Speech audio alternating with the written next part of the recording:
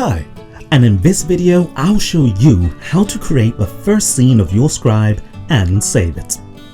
Log into VideoScribe with your email and password and click the Create a New Scribe button on the project screen to start with a blank canvas.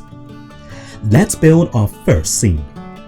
To start off, let's add an image by clicking the Add New Image button to open the built-in image library.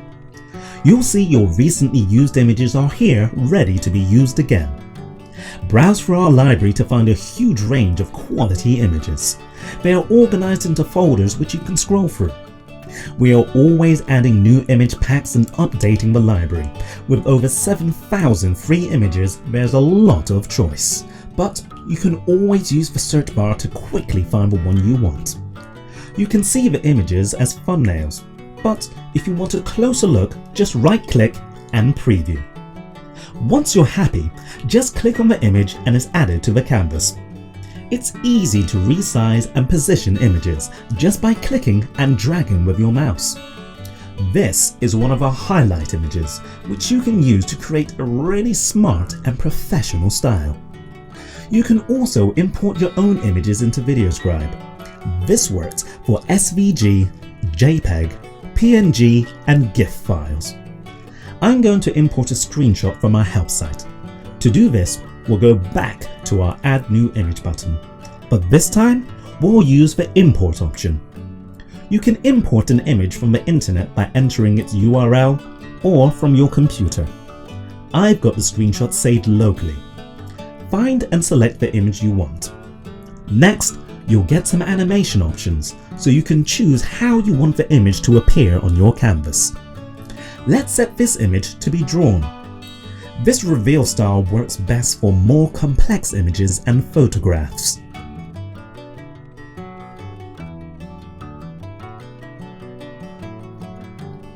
Next, let's add some text. Click the Add New Text button here and type your message into the text box, using the return key to space your text over multiple lines. You can adjust the color, alignment, font weight and font like this. Let's go for blue and black to match our highlight color. Center aligned, and I think the lobster font will suit this whiteboard animation nicely. Click the tick to add it to the canvas. You can then position and resize it just like your images. So, just like that, we've already created our first scene with images and text personalized and ready to go. Let's preview it.